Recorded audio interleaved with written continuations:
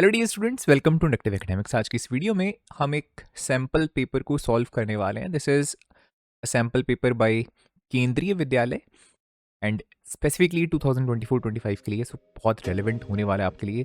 मे be इन्होंने pre board के लिए यूज़ किया हुआ as the title says, but let's see कि किस तरह का ये क्वेश्चन पेपर है, कैसे कैसे क्वेश्चंस इस सैम्पल पेपर में है, पूरा सॉल्व करने वाले हैं। Let's start.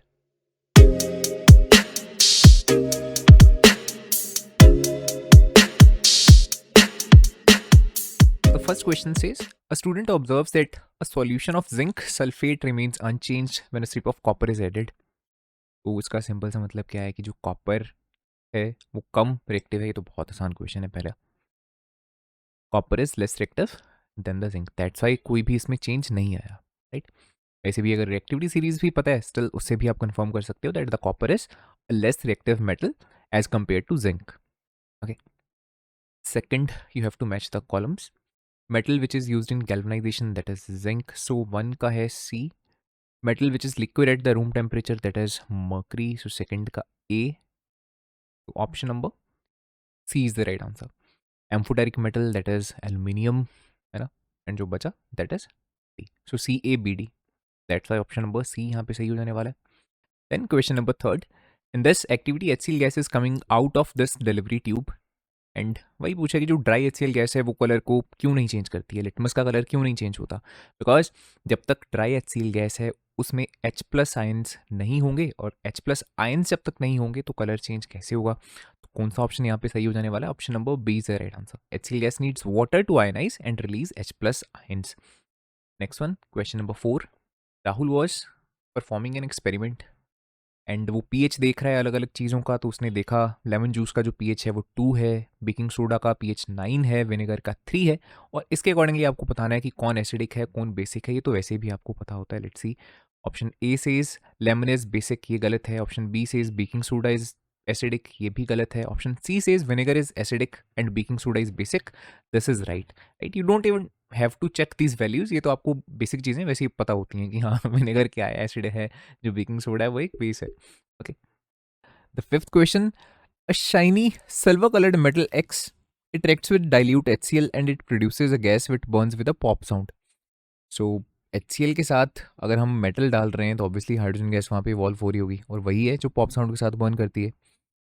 What will happen if the metal X is dropped into a solution of the copper sulfate? अब देखो मेटल X ये कौन सा है, पहले तो हमें ये क्लियर नहीं है, लेकिन इतना क्लियर है कि रिएक्टिविटी सीरीज में हाइड्रोजन से ऊपर लाई कर रहा है। तो एक बार रिएक्टिविटी सीरीज को लिखते हैं।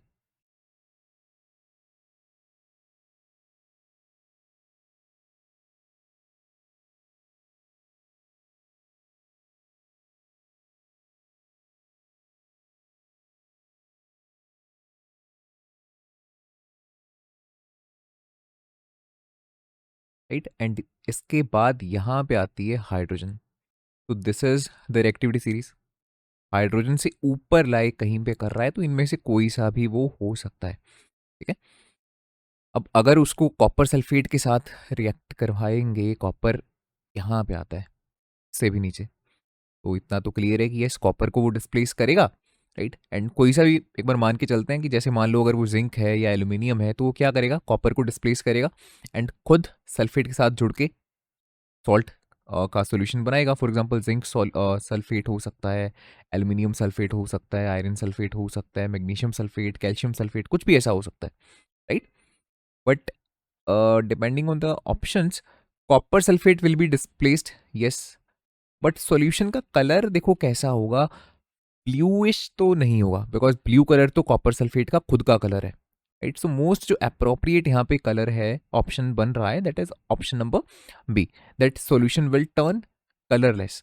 कलरलेस इस वजह से बिकॉज लेट्स से अगर calcium sulphate, magnesium sulphate, aluminium sulphate, zinc sulphate, इनमें से कोई सा भी हो, even sodium sulphate, potassium sulphate, तो इन सभी के जो सल्फेट का कलर होता है that is basically white in colour. ठीक है, तो जो कॉपर सल्फेट का ब्लू कलर है वो खत्म हो जाएगा, तो उस सेंस में यस, हाँ, हम अप टू सर्टेन एक्सटेंट कह सकते हैं कि उसका कलर खत्म हो जाएगा, तो कलरलेस का वो मतलब है। ठीक है, option number B is the right answer. Next one, why do ionic compounds have high melting point? Option 1 says they are composed of small molecules that have weakly held together. Weak है तो high melting point कैसे रहेगा? Option number A गलत है। Option B says they have strong covalent bond. अगर ionic compound हैं तो covalent bond नहीं रहेंगे, उसमें आयोनिक बॉन्ड्स रहेंगे, right. So option number B भी गलत है। Option C says they consist of large charged ions which are held together by strong electrostatic forces. So yes, this option is correct. Option C यहाँ पे सही हो जाने वाला है। Next one, which of the following combinations will result in double displacement reaction. देखो zinc and H2SO4, यहाँ पे तो डिस्प्लेसमेंट रिएक्शन होगी, सिंगल डिस्प्लेसमेंट है। डबल कहाँ होगी ये आपसे पूछा गया। आयरन एंड कॉपर सल्फेट भी जब रिएक्ट करेंगे अगेन क्या बनेगा, FeSO4 plus copper. That means यहाँ भी सिंगल डिस्प्लेसमेंट रिएक्शन हो रही है। एंड थर्ड वन, यस, यहाँ पे डबल डिस्प्लेसमेंट रिएक्शन देखने को मिलेगी बिकॉज ये भी एक सॉल्ट है, ये भी एक सॉल्ट है। सिमिलरली ऑप्शन डी है, उसमें भी सिंगल डिस्प्लेसमेंट होगी तो वो भी नहीं ऑप्शन सही हो जाने वाला। Option number C is the right answer. यहाँ पे आपको क्या देखने को मिलेगा इन दोनों की रिएक्शन के बाद, NaNO3 which is the sodium nitrate plus AgCl that is silver chloride. So this is definitely a double displacement reaction. Next one, during cellular respiration, glucose is broken down to release energy. Yes, definitely true. What is the main difference between aerobic and anaerobic respiration? Let's see कौन सा option correct है। A says aerobic respiration occurs in the absence of oxygen. गलत।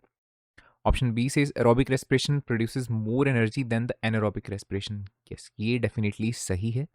Option C, फिर भी देख लेते हैं CND क्या लिख रहा है। C says anaerobic respiration occurs in the plant. ऐसा ज़रूरी नहीं है, ह्यूमंस में भी एनारोबिक रेस्पिरेशन हो सकती है। And option D says anaerobic respiration requires glucose while aerobic respiration does not. तो ऐसा भी बिल्कुल नहीं है, सिर्फ ऑप्शन नंबर बी है जो सेंस बना रहा है, that is the right answer.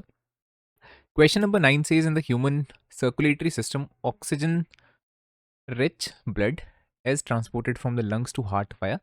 इसको समझने के लिए एक बार जल्दी से ब्लॉक डायग्राम बना लेते हैं, राइट। डबल सर्कुलेशन का ह्यूमन हार्ट में 4 chambers are there, left atrium and left ventricle, these contains oxygenated blood, that's मैंने पिंक कलर में शो करा है जस्ट डिफ्रेंशिएट करने के लिए। And these ones are right atrium and right ventricle जिनमें रहता है deoxygenated blood. Further blood यहाँ से देखो किस तरह से मूव करता है। लेफ्ट एट्रियम की बात कर लेते हैं, लेफ्ट एट्रियम से लेफ्ट वेंट्रिकल में जाएगा, लेफ्ट वेंट्रिकल से, बिकॉज देखो ये ऑक्सीजनेटेड ब्लड है तो ये जाएगा अलग अलग बॉडी पार्ट्स तक। देन वहाँ से फिर जब ये डीऑक्सीजनेट हो जाएगा ये दोबारा से जाएगा राइट एट्रियम में, देन जाएगा राइट वेंट्रिकल में, एंड देन यहाँ से जाएगा ये लंग्स के टुवर्ड्स, सो दैट दोबारा से उस ब्लड को ऑक्सीजनेट किया जा सके, एंड देन ये फाइनली एंटर करता है दोबारा से लेफ्ट एट्रियम में। अब जल्दी से इन ब्लड वेसल्स की नेमिंग करते हैं। लेफ्ट वेंट्रिकल से जब ब्लड बॉडी में जाता है, दिस इज एन आर्टरी और ये लार्जेस्ट आर्टरी है, that is called the aorta. Then body से जब वो राइट एट्रियम में जा रहा है, this is a vein, largest vein, that is the vena cava. Okay, then lungs के साथ connected जो ये artery and vein है, they are called pulmonary artery and pulmonary vein. जो heart से blood ला रही है lungs के towards, that is the pulmonary artery. Okay. And then जो lungs से heart के towards लेके जा रही है, that is the pulmonary vein. अब इस क्वेश्चन में देखते हैं कौन सी चीज हमसे पूछी गई है। The oxygen rich blood is transported from lungs to heart. Lungs से हार्ट के टुवर्ड्स कौन लेके जा रहा है, the pulmonary vein. So option number B will be the right answer. Next question, during the process of digestion कौन सा enzymes protein को ब्रेक डाउन करता है इम्यूनो एसिड्स में। So that is the pepsin. जो अमाइलेज है वो तो कार्बोहाइड्रेट्स पे एक्ट करता है, लाइपेज लिपिड्स पे एक्ट करता है, राइट। एंड जो माल्टेज है वो भी शुगर्स पे एक्ट करता है। सिर्फ पेप्सिन जो है that is the enzyme which acts on the protein and breaks down into amino acids. Option number C is the right answer. Then the question 11th, if a person suffers damage to the medulla oblongata, which of the following would be most affected? So we must know that this part, medulla oblongata, is the part of the hind brain, है ना। And specifically अगर functions की बात करते हैं हम medulla oblongata की, तो बहुत सारे जो इनवॉलेंट्री एक्शंस हैं जो हमारे हाथ में नहीं है ना, वो ये संभालता है। For example let's say our breathing, रात को भी हम ऑब्वियसली सांस लेते रहते हैं लगातार, अवर हार्ट रेट, ओके, उसको कंट्रोल करना। And there are also some reflexes जिसको ये कंट्रोल करता है, फॉर एग्जाम्पल कफिंग, स्नीजिंग, ठीक है, तो ऐसे कामों में इसका बहुत ज़्यादा रोल रहता है। तो ऑब्वियसली डिपेंडिंग ऑन ऑप्शंस आप क्लियरली देख पा रहे हो कि कौन सा हमारा यहाँ पे करेक्ट आंसर हो जाने वाला है कि अगर इसको डैमेज हो जाता है तो किस पर्टिकुलर पार्ट में दिक्कत आएगी, in this part, heart rate and the breathing. Option number B is the right answer. Next question, tall T plant, capital T, that is crossed with a short pea plant, which is small t and small t. In the F1 generation, if the F1 generation is allowed to self-pollinate, what fraction of the F2 generation will be homozygous tall? तो अगर जो F1 progeny की हम बात करते हैं उसमें तो आपको पता है सिर्फ कैपिटल टी स्मॉल टी वाले प्लांट्स देखने को मिलेंगे जो सारे ही टॉल होंगे, लेकिन अगर इनको इनसे ही क्रॉस करवाते हैं तो F2 प्रोजनी में टोटल 4 कॉम्बिनेशन आपको देखने को मिलते हैं ना, capital T small T, then again capital T small T and small T small T. अब उनमें से होमोजाइगस टॉल कौन है? होमोजाइगस टॉल का मतलब है जिसमें दोनों ही जो अलील्स हैं वो सेम है, कैपिटल टी वाले हैं। टॉल तो देखो ये भी है, लेकिन ये हेट्रोजाइगस टॉल प्लांट है, ये भी एक हेट्रोजाइगस टॉल प्लांट है। तो होमोजाइगस टॉल प्लांट सिर्फ एक होता है उन टोटल 4 कॉम्बिनेशंस के बीच में से, सो 1/4 is the right answer. Physics का क्वेश्चन पहला ये, एक ऑब्जेक्ट है जिसको 10 सेंटीमीटर हमने दूर रखा कॉनकेव मिरर से, जिसकी फोकल लेंथ 20 सेंटीमीटर है। सो एक कॉनकेव मिरर बना लेते हैं रफली, let's say this is the principal axis, और यहाँ मान लेते हैं उसका फोकस पॉइंट है, फोकल लेंथ है उसकी 20 सेंटीमीटर, दस डिस्टेंस पोल से फोकस से लेके पोल तक का जो डिस्टेंस है दैट इज 20 सेंटीमीटर। ऑब्जेक्ट रखा हुआ है 10 सेंटीमीटर दूर, पोल से 10 सेंटीमीटर दूर, मतलब यहाँ कहीं पे ये रखा है हमने ऑब्जेक्ट को। This is the U that is 10 centimetre. Sign conventions में ऑल्दो यहाँ पे नेगेटिव आएगा, वो फिलहाल मैं स्किप कर रहा हूँ, सिंपली मैं जस्ट मैग्नीट्यूड यहाँ पे लिख के चल रहा हूँ because I am not solving the numerical, right. Directly हम इतना लिखने से आइडिया लगा सकते हैं कि अगर ऑब्जेक्ट को पोल एंड फोकस के मिड में रखा है तो इसका मतलब है जो ये वाला केस होता है, ये लास्ट केस होता है कॉनकेव मिरर का, जिसमें जो इमेज बनती है वो वर्चुअल बनती है। वर्चुअल है तो इरेक्ट भी होती है, और साइज में वो बड़े साइज की इमेज होती है, एनलार्ज्ड इमेज बनती है। So, कौन सा ऑप्शन यहाँ पे सही हो जाने वाला है? Virtual, erect and magnified image. So option number D will be the right answer. Next one, choose the correct option for the colour of the rays for A to B. जब white light split करेगी 7 colours में, यहाँ पे 7 अलग अलग colours देखने को मिलेंगे, ए से बी की तरफ कौन से ऑर्डर में आपको 7 कलर्स देखने को मिलने वाले हैं, राइट। अब नो डाउट हमें पता है VIBGYOR विबग्योर सबने याद कर रखा होता है, बट उसका ऑर्डर याद होना सबसे बड़ी बात वो है, right. For that we just have to know that कि रेड कलर जो है वो सबसे कम बेंड करता है, इसकी सबसे कम बेंडिंग होती है, least bending of light, and violet colour जो बेंड सबसे ज़्यादा करता है, इट बेंड्स द मोस्ट, ठीक है। तो वाइट लाइट देखो, मान के चलो अगर ये रिफ्लेक्ट ना करती, अगर ये बिल्कुल सीधा ही निकल जाती, तो उसके मुकाबले ए सबसे कम रिफ्लेक्ट कर रहा है, इट मीन्स रेड यहाँ पे होने वाला है, और सबसे ज़्यादा रिफ्रैक्शन यहाँ पे बी की है, इट मीन्स वॉयलेट यहाँ पे होने वाला है। सो रेड से होते हुए हमें वॉयलेट पे पहुंचना है। सो ऑर्डर क्या देखने को मिलेगा आपको यहाँ पे? ROYGPIP, उल्टा VIBGYOR. So option number B is the right answer. Next one, which of the following statements best explain why energy flow is unidirectional? Let's see. Option A says energy is continuously recycled by the decomposers. Does not make sense. Nutrients अगर बोला होता कि nutrients को फिर भी recycle किया जाता है बाय डिकम्पोजर्स, कुछ ना कुछ सेंस बनती, हालांकि तब भी ये वाला ऑप्शन सही नहीं होता बिकॉज उस सेंस में तब भी वो रेलिवेंट नहीं है, राइट। बट अगर एनर्जी लिखा है फिर तो बिल्कुल ही रेलिवेंस इस ऑप्शन की नहीं है, बिकॉज एनर्जी को वो रिसाइकल किसी भी वे में नहीं करता है। Option B says energy is lost as heat at each trophic level and it can not be reused. Yes, हर एक लेवल पे काफ़ी हद तक हीट जो है, एनर्जी लॉस होता है, और उस लॉस को दोबारा से रीयूज नहीं किया जा सकता। ये तो बिल्कुल सही स्टेटमेंट है। Option C says the energy used by the plant is returned to the sun. बिल्कुल गलत। जो यूज कर लिया उसको सन के पास दोबारा से कैसे पहुंचाया जाएगा? पॉसिबल नहीं है। Option D says organisms at higher trophic level produce their or own energy, ये भी बिल्कुल गलत है। फॉर एग्जाम्पल जो प्राइमरी या सेकेंडरी या टर्शरी कंज्यूमर्स हैं वो खुद की एनर्जी को प्रोड्यूस नहीं करते हैं, वो इनडायरेक्टली प्लांट्स के ऊपर डिपेंडेंट हैं, या हम ऐसा भी बोल सकते हैं कि वो इनडायरेक्टली सोलर एनर्जी के ऊपर ही डिपेंडेंट हैं, बिकॉज सन से ही प्लांट्स तक एनर्जी का फ्लो होता है। ठीक है, तो yes, option number B is the right answer. Energy is lost as heat at each trophic level and it can not be reused. Next one, what would happen to ecosystem अगर decomposers bacteria fungus they were completely removed, अगर उनको completely remove कर दिया जाएगा तो क्या होगा? Option A से nutrient cycle would remain unaffected, ऐसा नहीं है, बिकॉज उनके ना होने से बहुत फर्क पड़ने वाला है। प्लांट्स की अगर डेथ होगी तो उनके न्यूट्रिएंट्स को मिट्टी में दोबारा से कौन मिलाएगा? तो yes, nutrient cycle would remain unaffected, बिल्कुल गलत स्टेटमेंट है। Option B says dead plant and animals would accumulate leading to disruption in the nutrient cycle. Yes, ये सेंस बना रहा है, बिकॉज इकट्ठा हो जाएंगे, वो गलेंगे सड़ेंगे ही नहीं, बिकॉज डिकम्पोजर्स का ही काम है उनको बिल्कुल गला के मिट्टी में खाद में कन्वर्ट करना, है ना।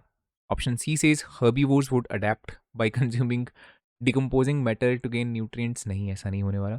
Option number D says producers would increase rapidly as no organism would consume dead matter, अगर कोई ऑर्गेनिज्म डेड मैटर को कंज्यूम नहीं करेगा तो उससे प्रोड्यूसर्स किस तरह से इंक्रीज करेंगे? देखो, डिकम्पोजर्स अगर खत्म हो जाएंगे तो बल्कि और ज़्यादा प्रोड्यूसर्स कम हो जाने वाले हैं, बिकॉज अल्टीमेटली ये मिट्टी में न्यूट्रिएंट्स को ऐड कर रहे हैं। ठीक है, डेड एंड डिकम्पोजिंग मैटर के ऊपर एक्शन करके उसके अंदर जितने भी न्यूट्रिएंट्स हैं उनको मिट्टी में अगर ये मिला रहे हैं तो ये प्लांट्स की हेल्प कर रहे हैं। अगर ये खत्म हो जाएंगे तो प्लांट्स के लिए डिफिकल्टी होने वाली है, ना कि और ज़्यादा इंक्रीज होंगे। तो option number D is also incorrect. Now let's solve the assertion and reasoning questions. 17th one, metal compound A react with the dilute HCl to produce effulgence. Metal compound A, ध्यान से यहाँ पे read करना है, metal ए नहीं लिखा है, metal का कोई कंपाउंड है जो HCl के साथ रिएक्ट करके एफोसेंस बना रहा है। तो मोस्ट प्रॉब्ली अगर ये एसिड है तो ये बेसिक नेचर का होगा, राइट। और मेटल का कोई ऐसा कंपाउंड जो बेसिक नेचर का है तो सबसे पहले आपके माइंड में या तो वो आएगा मेटल कार्बोनेट हो सकता है, या फिर वो मेटल हाइड्रोजन कार्बोनेट हो सकता है। The gas evolve extinguish a burning candle, और ये भी बिल्कुल ट्रू है कि जब वो मेटल कार्बोनेट या metal hydrogen carbonate S diluted HCl से रिएक्ट करेगा तो कार्बन डाइऑक्साइड गैस वहाँ पे प्रोड्यूस होती है और वो बर्निंग कैंडल को बिल्कुल बुझा देने वाली है। तो ये स्टेटमेंट तो बिल्कुल सही है। रीजन में लिखा है metal carbonates and hydrogen carbonates react with acid to give a corresponding salt, carbon dioxide and the water, बिल्कुल सही स्टेटमेंट है ये भी, है ना। ये तीन चीज़ें ही बनती हैं एंड डेफिनेटली इसी की वजह से यहाँ पे देखो लिखा है कि कार्बन डाइऑक्साइड बनेगी, इसी की वजह से जो ये बर्निंग कैंडल है ये एक्सटिंग्विश हो पा रही है। तो यस, ये एक्सप्लेनेशन भी बिल्कुल करेक्ट है। तो इसका आंसर हो जाने वाला है A. Both A and R true and R correct explanation है इस पर्टिकुलर असर्शन की। Next one, 18th, in humans the sex of the offspring is determined by the father's sperm, बिल्कुल सही स्टेटमेंट है। ऐसा है क्यों? बिकॉज फादर के पास XY क्रोमोसोम्स होते हैं। रीजन में क्या लिखा है? मेल हैव 2XX क्रोमोसोम, ये उल्टा लिख दिया यहाँ पे। रीजन स्टेटमेंट जो है ये गलत है इटसेल्फ। सो यहाँ पे आएगा assertion is correct but R is false, तो इसका सी आंसर हो जाने वाला है। Okay, then 19th, a concave mirror can form both real and virtual images. Yes, statement ही बिल्कुल सही है। कॉनकेव मिरर रियल इमेजेस भी बनाता है, वर्चुअल इमेजेस भी बनाता है, depending on the position of the object, है ना। क्या ये स्टेटमेंट सही है? Let's say concave mirror converges light rays, because ये कन्वर्जिंग मिरर कहलाया जाता है ना, ये लाइट को क्या करेगा? कन्वर्ज करता है।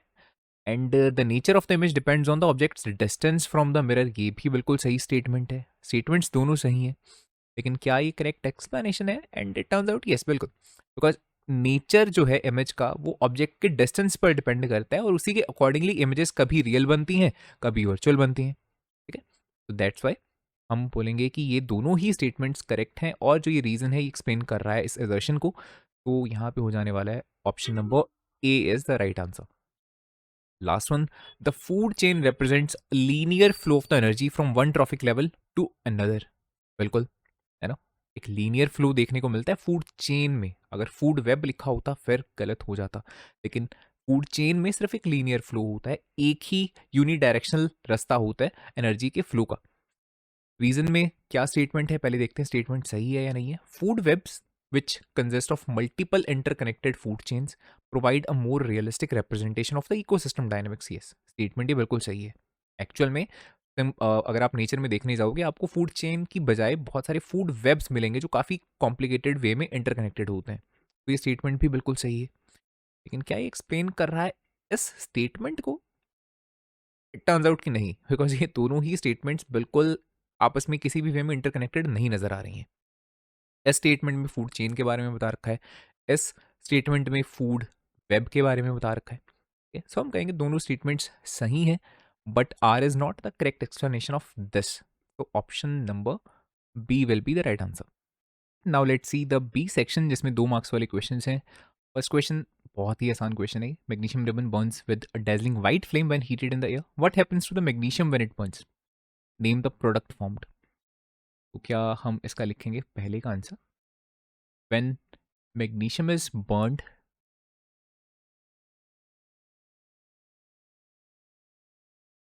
in the air, white colored magnesium oxide is formed।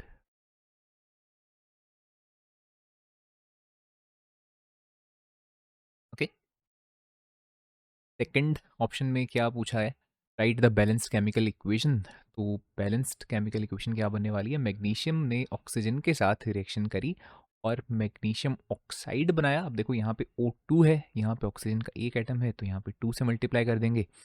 Oxygen balance हो चुकी है, लेकिन मैग्नीशियम अब यहाँ पे 2 हैं, यहाँ है 1, तो यहाँ भी 2 से मल्टीप्लाई करेंगे। And now we have the balanced equation. यहाँ पे ये सिंबल जरूर लगा देना, इसका मतलब है कि हम इसको हीट कर रहे हैं in the presence of oxygen, हम इसको बर्न कर रहे हैं। ठीक है, next question, how are alveoli designed to maximise the exchange of gases. तो these are the alveoli which are present at the ends of the lungs, right. तो क्या लिखेंगे कि एल्वियोली का डिज़ाइन कुछ इस तरह से है, इसको पॉइंट्स में हम अटेम्प्ट करने वाले हैं। Firstly that they have a large surface area, उनका जो सरफेस एरिया है वो बहुत ज़्यादा है, सो दैट ज़्यादा से ज़्यादा ऑक्सीजन एंड कार्बन डाइऑक्साइड का एक्सचेंज किया जा सके, राइट। गैसियस एक्सचेंज को मैक्सिमाइज करने के लिए लार्ज सरफेस एरिया होता है इनका।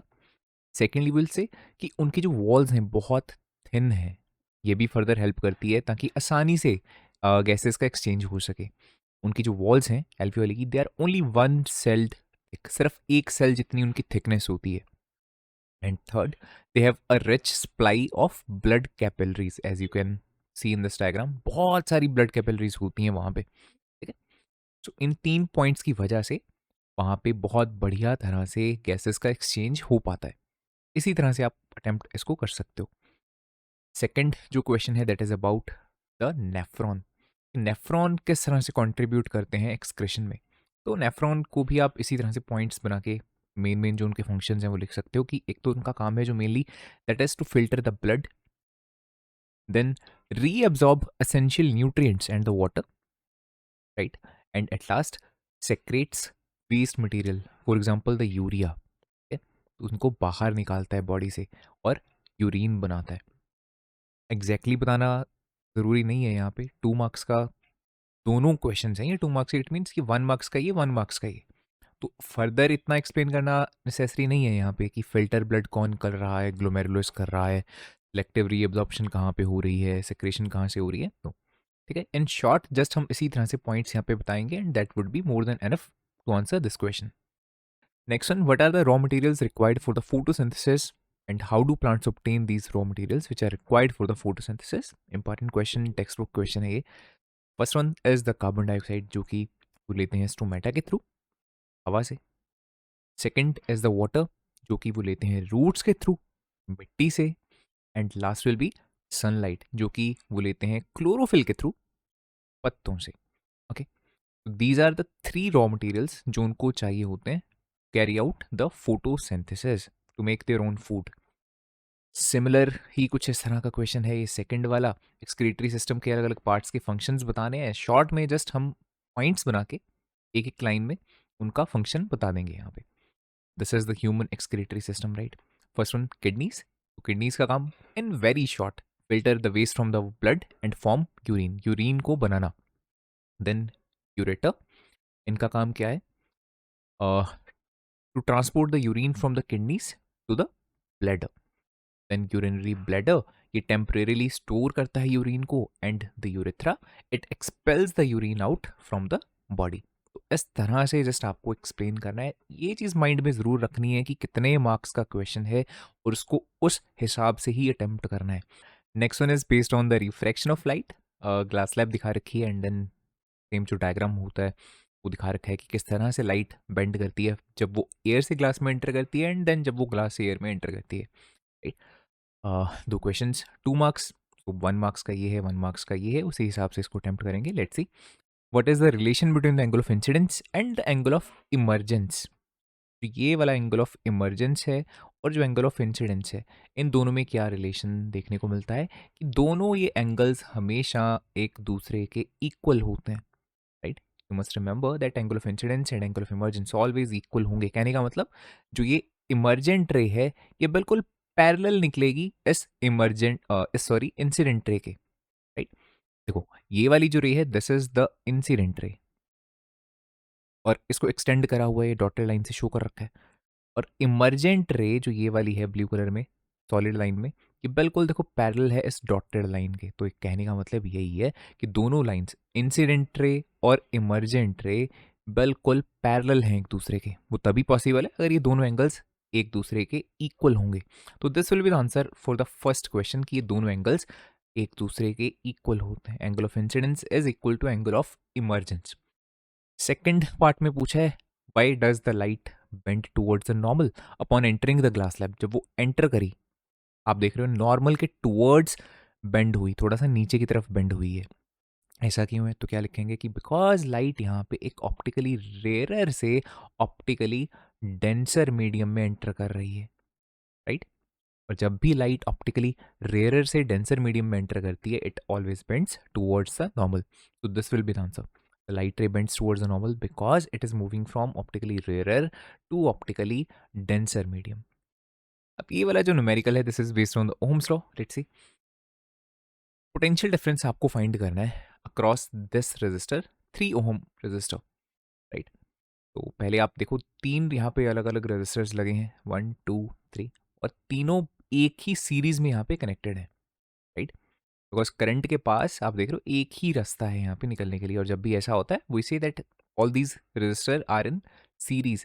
जब भी सीरीज में कनेक्टेड होते हैं तो आपके पास क्या रिलेशनशिप होता है टोटल रेजिस्टेंस इक्विवेलेंट रेजिस्टेंस को निकालने का? R total is equals to R1 plus R2 plus R3। ये कब है? जब वो सीरीज में कनेक्टेड है। सो टोटल जो उनकी रेजिस्टेंस है वो कितनी हो जाने वाली है इस पूरे सर्किट की? That is 1 ohm plus 3 ohm plus 2 ohm.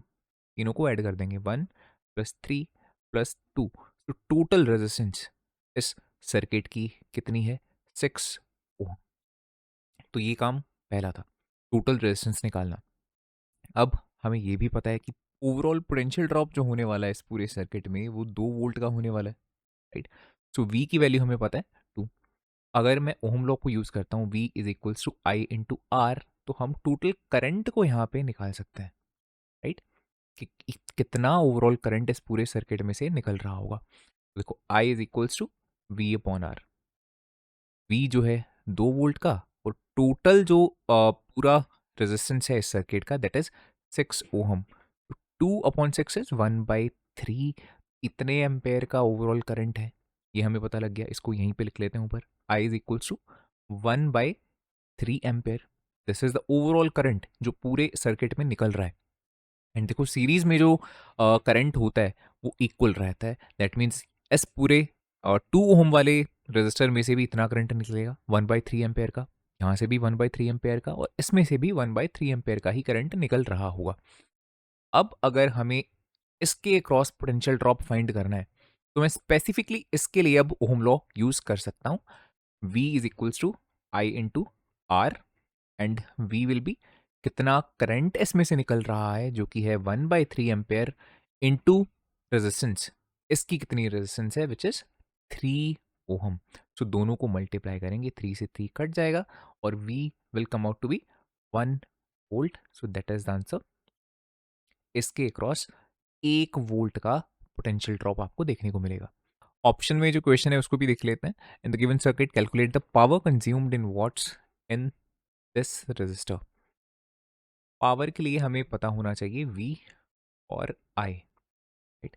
V हमें 6 वोल्ट्स का जो दे रखा है, ये है टोटल पोटेंशियल ड्रॉप। स्पेसिफिकली यहाँ से कितना पोटेंशियल ड्रॉप है हमें वो चाहिए रहेगा, और इसमें से कितना करंट पास हो रहा है वो चाहिए होगा, तब जाके हम पावर कैलकुलेट कर पाएंगे। हमें दोनों में से कुछ भी नहीं अभी पता, ठीक है। जो फिलहाल ये पोटेंशियल ड्रॉप है ये तो टोटल पोटेंशियल ड्रॉप है। तो चलो ऐसा करते हैं, पहले यहाँ पे भी वही करते हैं। दोनों जो रजिस्टर्स हैं, बिकॉज वो सीरीज में कनेक्टेड हैं, टोटल रेजिस्टेंस निकाल लेते हैं। 1 ओहम प्लस 2 ओहम, जो कि कितनी हो जाएगी 3 ओहम। ये दोनों भी बिकॉज सीरीज में कनेक्टेड थे, इस वजह से हमने ये वाला रिलेशन यूज किया। टोटल रेजिस्टेंस इतनी है, टोटल पोटेंशियल ड्रॉप इतना है, तो क्या हम टोटल करंट को फाइंड कर सकते हैं using the ohms law? Yes, तो रब करते हैं using I is equals to V upon R। Basically वही चीज़ है, V is equals to I into R, वहीं से I निकाल लिया, V by R. So V है हमारा 6 वोल्ट का, और टोटल रेजिस्टेंस इस पूरे सर्किट की है 3 ओम। तो जब कटेगा 3 2 ज़र 6, आई कितना आ जाएगा 2 एम्पेयर का टोटल करंट, 2 एम्पेयर का पूरे सर्किट में से पास हो रहा है। एंड ऑब्वियसली यहाँ से भी 2 एम्पेयर निकलेगा, यहाँ से भी 2 एम्पेयर निकलेगा, बिकॉज सीरीज में कनेक्टेड हैं दोनों। तो चलो एक चीज़ हमें पता लग गई कि यहाँ से 2 एम्पेयर का करंट पास हो रहा है, राइट।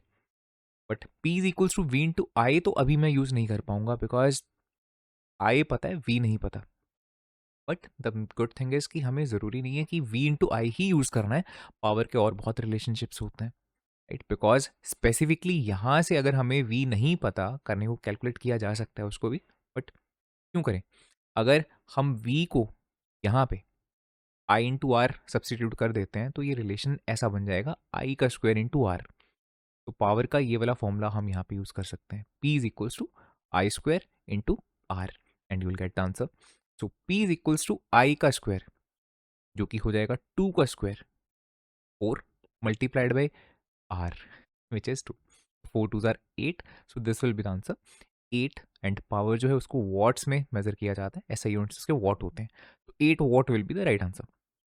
करने को किया जा सकता है कि अगर आप यहाँ से स्पेसिफिकली फाइंड कर लेते हो पहले कितना पोटेंशियल ड्रॉप हो रहा है using the ohms law, then P is equals to V into I वाला फॉर्मूला भी यूज कर सकते हो, बट आई गेस लेंथी रहेगा वो। Next one, this diagram shows the increasing concentration of a chemical or pollutant as it moves through a food chain. और उसकी देखो कॉन्सेंट्रेशन दिखा रखी है, स्टार्टिंग में बहुत कम है, देन थोड़ी और ज़्यादा, थोड़ी और ज़्यादा, अल्टीमेटली ह्यूमंस तक पहुँचते पहुँचते उस केमिकल की या उस पॉल्यूटेंट की जो कॉन्सेंट्रेशन है वो बहुत ही ज़्यादा हो चुकी है। First question says what process is represented in this diagram? This is basically biomagnification, जो कि क्या होता है एक्सप्लेन करने को बोला गया। सो सिंपल, अगेन 2 मार्क्स का क्वेश्चन है तो 1 and 1 मार्क्स के अकॉर्डिंगली ही इसको एक्सप्लेन करने वाले हैं। It refers to the increasing concentration of the toxic chemicals in the organisms at higher trophic levels in a food chain. That means जैसे जैसे हम ऊपर के ट्रॉफिक लेवल्स में जाते हैं वैसे वैसे इसकी कॉन्सेंट्रेशंस, राइट, जो ये केमिकल्स हैं या पॉल्यूटेंट्स हैं इनकी कॉन्सेंट्रेशन इंक्रीज होती जाती है।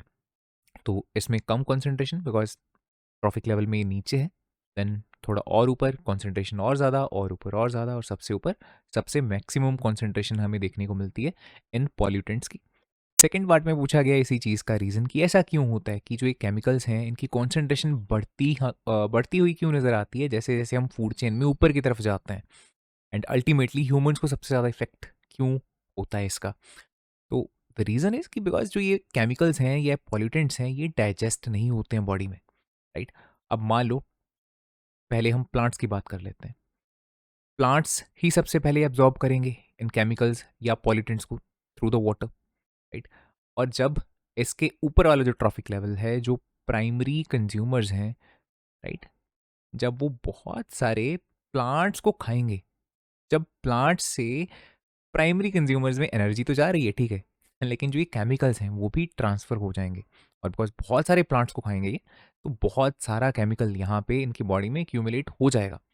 देन जब इसके ऊपर वाला जो ट्रॉफिक लेवल है, जो सेकेंडरी कंज्यूमर्स हैं, राइट, जब ये बहुत सारे प्राइमरी कंज्यूमर्स को खाएंगे तो उन सभी की बॉडी में जितने भी टॉक्सिन्स थे वो इनमें ट्रांसफर हो जाएंगे। Are you getting the point? वो कहीं ऐसा नहीं है कि वो डाइजेस्ट हो जा रहे हैं या किसी और चीज़ में कन्वर्ट हो जा रहे हैं, वो अल्टीमेटली आगे से आगे जाते जा रहे हैं। दैट्स वाई उनकी कॉन्सेंट्रेशन ऊपर ऊपर ऊपर बढ़ती जाती है। ठीक है, this will be the reason. कैसे इसको लिख सकते हैं? The concentration increases because organisms at each level consume large amount of organism. जैसे प्राइमरी कंज्यूमर्स बहुत ज़्यादा प्लांट्स को खाएंगे, देन सेकेंडरी कंज्यूमर्स बहुत ज़्यादा प्राइमरी कंज्यूमर्स को खाने वाले हैं, right, from the lower level, and it will result in accumulating higher concentration of the chemical which eventually affects humans at the top of the food chain. Ultimately humans को सबसे top पे माना जाता है because humans लगभग हर एक चीज़ को खा लेते हैं, हर तरह के एनिमल्स को खा लेते हैं। अल्टीमेटली सबसे ज़्यादा अफेक्ट अगर होता है तो वो ह्यूमंस को होता है, बिकॉज हर तरह के जो टॉक्सिन्स हैं वो कर करा के ह्यूमंस की बॉडी में पहुंचते हैं एंड देन हमें नेगेटिव तरीके से वो हार्म करते हैं। Moving on to three markers, the first question is Rekha added a piece of zinc and a piece of copper to separate test tubes. दो टेस्ट ट्यूब्स हैं अलग अलग, एक में जिंक डाला है और एक में कॉपर, एंड उन टेस्ट ट्यूब्स में क्या प्रेजेंट था? Diluted HCl। तो बेसिकली हमें ये देखना है कि जिंक HCl एंड कॉपर और HCl आपस में किस तरह से रिएक्शन होगी और कुछ बनेगा भी या नहीं बनेगा। She observed bubble forming in the zinc test tube, but no reaction takes place in the copper test tube. Right? We know that copper HCl के साथ diluted HCl के साथ react नहीं करता है। ऐसा क्यों? The reason is that zinc is more reactive metal as compared to copper. Reactivity series पूरी वहाँ पे लिखने की ज़रूरत नहीं है। ठीक है, अगेन 3 मार्क्स का क्वेश्चन है, 1.5 का ये क्वेश्चन होने वाला है एंड 1.5 का आप बोल सकते हो ये क्वेश्चन होने वाला है। सो जस्ट ये बता देंगे कि हाँ, जो जिंक है वो ज़्यादा रिएक्टिव है एज़ कम्पेयर टू कॉपर। तो यहाँ पे तो ये वाली रिएक्शन टेक प्लेस हो जाएगी, ZnCl2 plus H2 gas evolve हो जाने वाली है, राइट। लेकिन यहाँ पे कोई भी रिएक्शन टेक प्लेस नहीं होने वाली है because copper is less reactive as compare to the zinc. तो इसको इस तरह से देखो, हम लिखेंगे the zinc is more reactive than the copper. इस वजह से रिएक्ट कर देता है। रिएक्शन आप वहाँ पे मेंशन कर दो, ये वाली जो लिखी है। कॉपर बिकॉज कम रिएक्टिव है सो वो रिएक्शन नहीं करेगा और कोई भी बबल्स वहाँ पे नहीं बनने वाले हैं, कोई भी हाइड्रोजन गैस वहाँ पे नहीं प्रोड्यूस होती है। This will be answer for the first question. Second question में पूछा है Shashank placed a piece of sodium in the water. Sodium is highly reactive metal और इसको देखो पानी में डाल रखे हैं, ऑब्वियसली विग्रसली ये रिएक्ट करेगा। He observed vigorous reactions, होना ही था ऐसा। When he placed piece of aluminium in the water, he noticed no reaction at the room temperature। जो aluminium है वो रूम टेम्परेचर पे पानी के साथ रिएक्ट नहीं करता है, गर्म पानी के साथ डेफिनेटली वो रिएक्ट करता है। वही पूछा है, can you explain why is there is difference in such behaviour. Mainly वही आप मेंशन करने वाले हो यहाँ पे भी कि रिएक्टिविटी बहुत डिफरेंट है दोनों मेटल्स की। जो सोडियम है वो हाईली रिएक्टिव है, इस वजह से जब उसको पानी में आप डालते हो तो वो झट से पानी के साथ रिएक्ट करता है। विग्रस रिएक्शन क्यों है? बिकॉज हाइड्रोजन बनती है, राइट। एक तो सोडियम का पहले तो ऑक्साइड बनता है, फिर फर्दर वो बिकॉज वाटर सॉल्युबल है वो सोडियम हाइड्रोक्साइड में कन्वर्ट होता है। ओवरऑल ये रिएक्शन टेक प्लेस होती है और बहुत ज़्यादा हीट भी प्रोड्यूस होती है जब सोडियम को पानी में डाला जाता है। एक तो हाइड्रोजन प्रोड्यूस हो और ऊपर से हीट प्रोड्यूस हो और रिएक्शन एक्सप्लोजिव ना हो, ये कैसे हो सकता है? ठीक है, तो इस वजह से ये रिएक्शन बहुत एक्सप्लोजिव होती है। But aluminium on the other hand, इसको अगर आप रूम टेम्परेचर के ऊपर पानी में डालोगे तो कोई भी रिएक्शन प्रोसीड नहीं करने वाली, बिकॉज ये ऑक्सीजन के साथ रिएक्ट करेगा, right. No reaction take place का मतलब है कि हाइड्रोजन वगैरह यहाँ पे इवॉल्व नहीं होगी। बट करता क्या है ये कि ऑक्सीजन में, जो पानी में ऑक्सीजन प्रेजेंट है बेसिकली, उसके साथ रिएक्ट करके अपने ऊपर एक प्रोटेक्टिव कोटिंग बना लेता है एल्यूमिनियम ऑक्साइड की, Al2O3 की। और देन ये फर्दर पानी के साथ इसको रिएक्ट करने ही नहीं देती है। इस वजह से हम ऐसे लिखते हैं नो रिएक्शन टेक प्लेस। ठीक है, तो वर्डिंग में इसको किस तरह से लिखेंगे? Sodium is highly reactive with water, it reacts vigorously, it releases hydrogen gas, बहुत ज़्यादा हीट वहाँ पे प्रोड्यूस होती है और सोडियम हाइड्रोक्साइड बनता है। चाहो तो ये रिएक्शन को भी वहाँ पे लिख सकते हो। Aluminium on the other hand protective coating बना लेता है Al2O3 की, जो उसको प्रिवेंट करती है फर्दर रिएक्ट करने से, राइट। बस हाँ, अगर हाइयर टेम्परेचर पे पानी हो तो ये प्रोसेस ऐसे नहीं होता है, फिर ये रिएक्ट कर जाता है गर्म पानी के साथ। ठीक है, वैसे केस में इसके ऊपर प्रोटेक्टिव कोटिंग कोटिंग कुछ नहीं काम आती है, रिएक्ट करके ही रहता है पानी के साथ। तो वही चीज़ यहाँ पे जस्ट आपको मेंशन करनी है। Next one, in this reaction you have to identify the X and Y. Calcium hydroxide slate lime है और उसमें से कार्बन डाइऑक्साइड हम पास करा रहे हैं। लाइम वाटर है बेसिकली। लाइम वाटर में से कार्बन डाइऑक्साइड जब हम पास करवाते हैं तो it turns milky due to the formation of calcium carbonate. So X is going to be CaCO3। Identify करने में सिर्फ ये लिखेंगे कि जो एक्स है वो क्या है, यहाँ पे CaCO3 है, कैल्शियम कार्बोनेट है। एंड वाई, तो एक्स को आप हीट कर रहे हो, तब कार्बन कार्बोनेट को आप हीट कर रहे हो, तो क्या बनेगा, carbon dioxide and CaO which is the quick lime. तो जो Y है that is calcium oxide quick lime. First question का आंसर ये हो गया। Second says what type of reaction is involve in conversion from X to Y। X से जब हम Y कन्वर्ट कर रहे हैं, ये किस रिएक्शन की एग्जांपल है? This is example of thermal decomposition reaction, thermal decomposition. Question number third, you are given three solutions D, E and F जिनकी pH वैल्यू ऐसी ऐसी है 3, 8 एंड 10। मतलब जो D है वो एसिडिक है, E and F are basic in nature. In which solution will be maximum concentration of the hydronium ions? Hydronium ions कौन से होते हैं? They are the H3O positive ions. और H3O पॉजिटिव आयंस मैक्सिमम आपको कैसे solutions में देखने को मिलते हैं? In the acidic solutions, right. जो एसिड्स होते हैं उनकी पहचान ही यही है कि जब उनको पानी में आप डालोगे तो वो H3O पॉजिटिव के आयंस को बनाते हैं, इसमें ब्रेक हो जाते हैं। तो इन तीनों में से DEF में से कौन सा सबसे ज़्यादा एसिडिक है? 3 pH वाला। It means solution number D.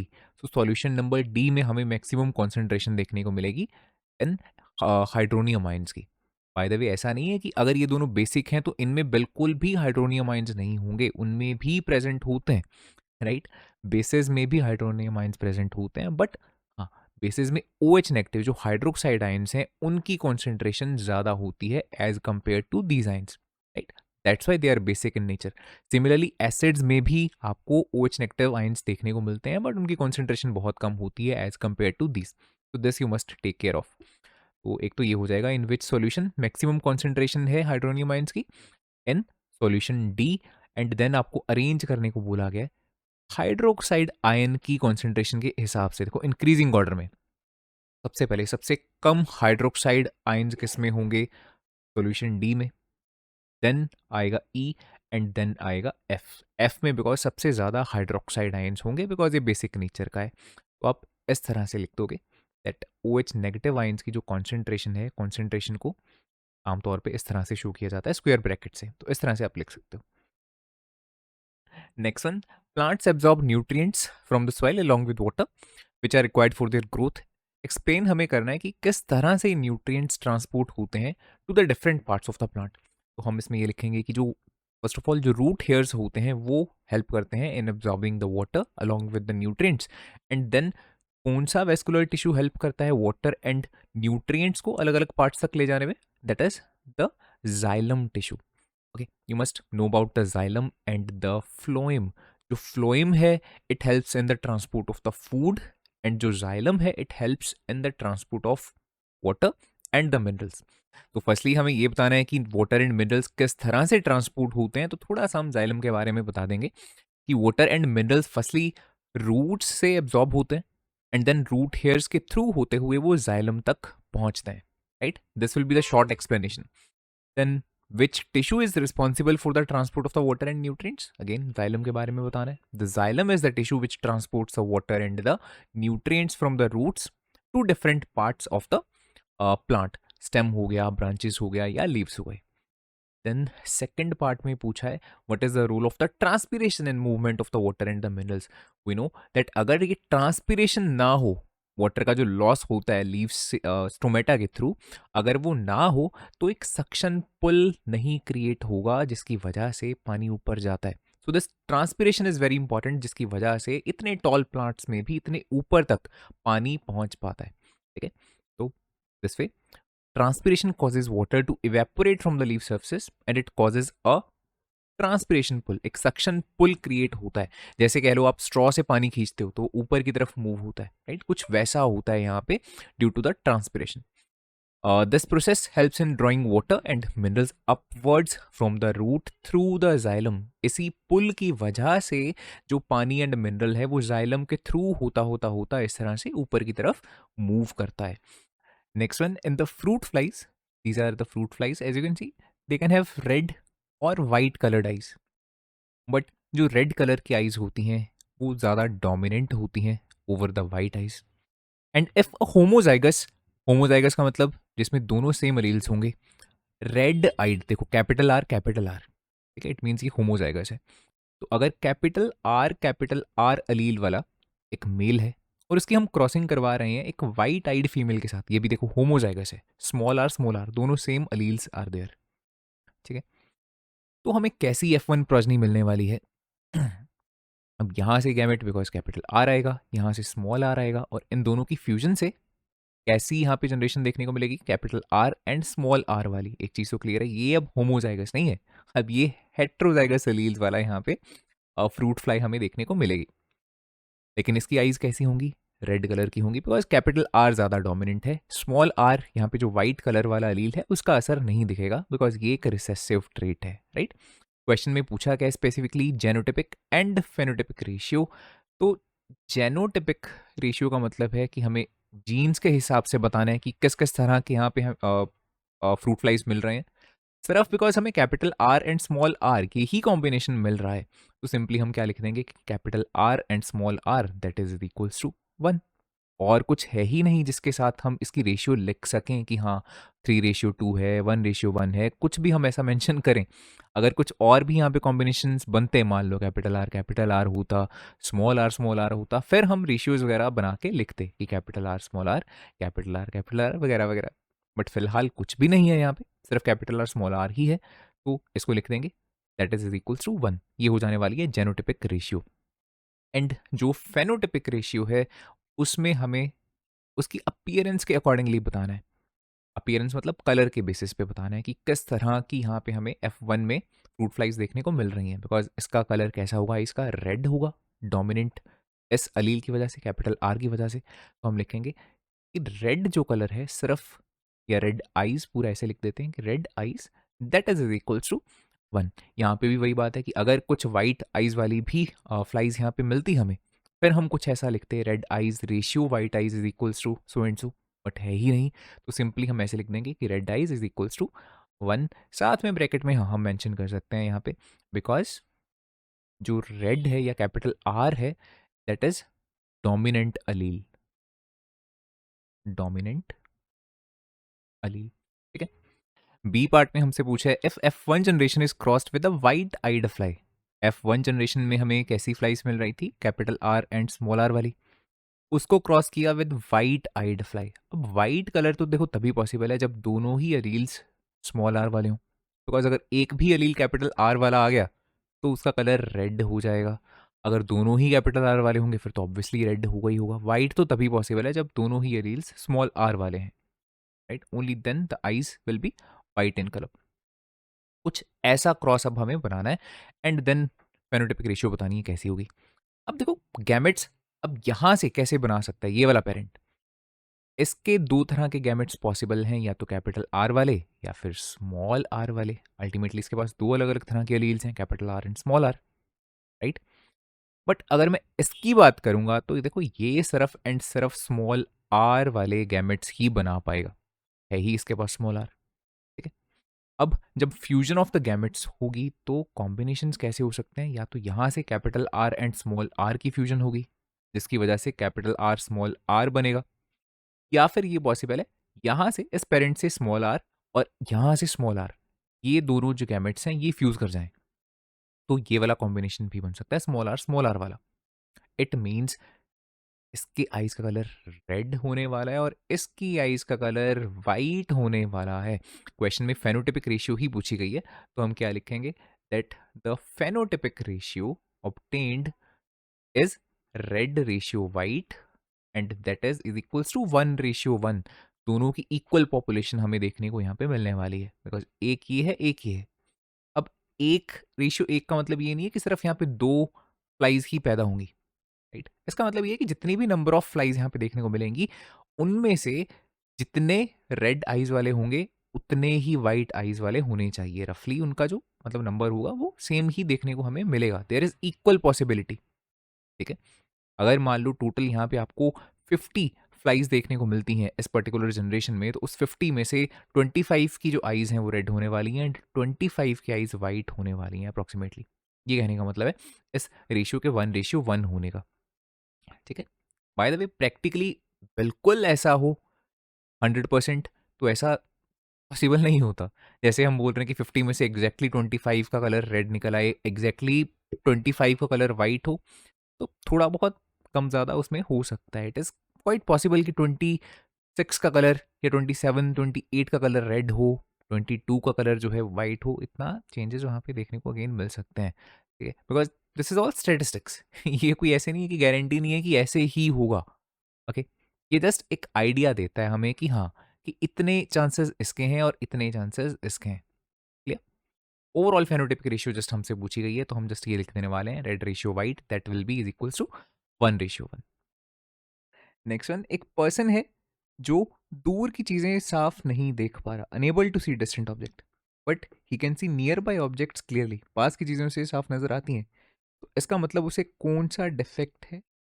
Defect of vision, is suffering from myopia. Okay, myopia में पास की चीजें फिर भी पढ़ी जाती हैं, लेकिन दूर की चीजें जैसे मान लो लास्ट बेंच पे बैठा है बच्चा, उसको व्हाइट बोर्ड या ब्लैक बोर्ड नजर नहीं आ रहा, in such cases he is suffering from myopia. ठीक है, एंड इसको किस तरह से करेक्ट किया जा सकता है?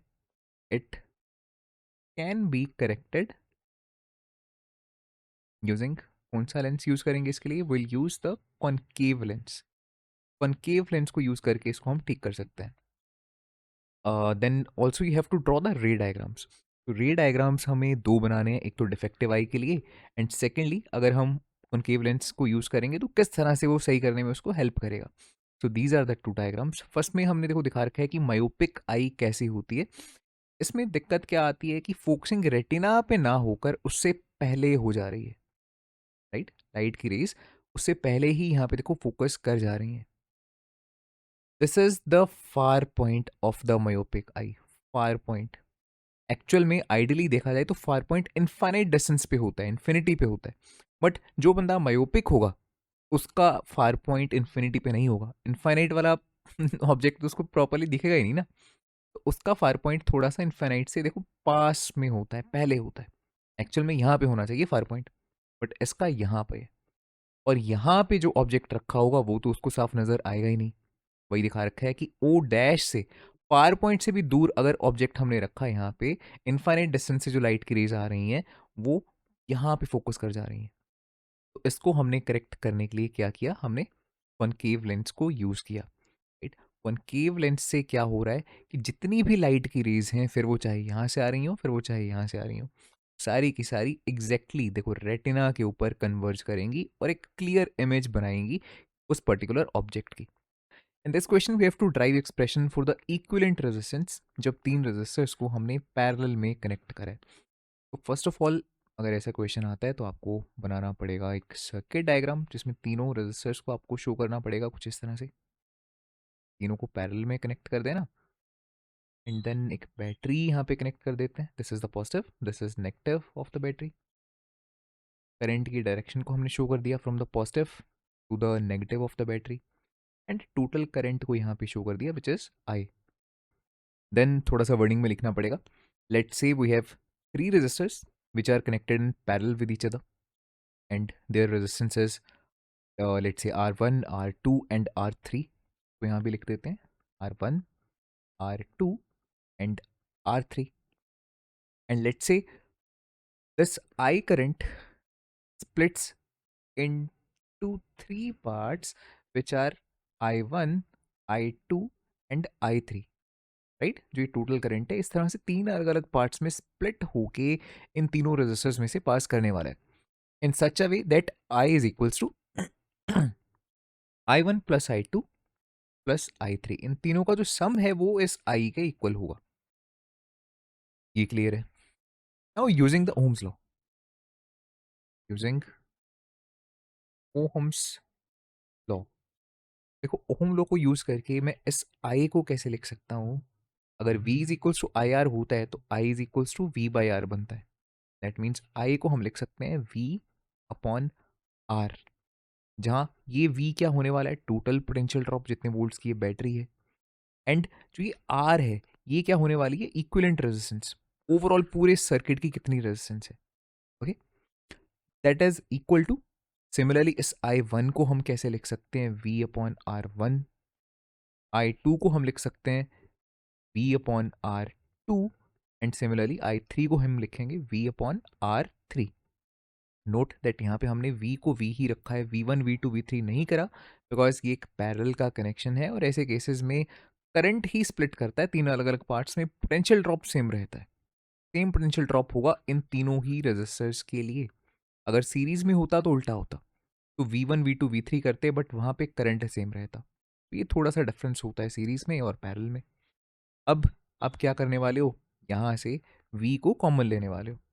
तो v को अगर कॉमन ले लेते हैं तो अंदर ब्रैकेट में बचने वाला है 1/r1 plus 1/r2 plus 1/r3। And then अगर मैं इक्वेट करता हूँ, देखो this is the left side, this is the right side, v से v कैंसिल आउट हो जाने वाला है एंड आपका रिजल्ट आ जाएगा 1/r is equals to 1/r1 plus 1/r2 plus 1/r3। And this is the expression which we, ये total result जो है ये हमें ओवरऑल रेजिस्टेंस बताता है इस पूरे सर्किट की। हाँ, यहाँ पे 1/r होता है, न्यूमेरिकल्स में हमें ध्यान रखना पड़ता है इस चीज़ का कि पूरा सॉल्व करके इसको फ्लिप करना पड़ेगा, इसका रेसिप्रोकल लेना पड़ता है, तो जाके हमारे पास r की वैल्यू आती है। ठीक है, तो दिस इज द रिलेशन जो हमें डराइव करना था, ये हो जाएगा फर्स्ट पार्ट।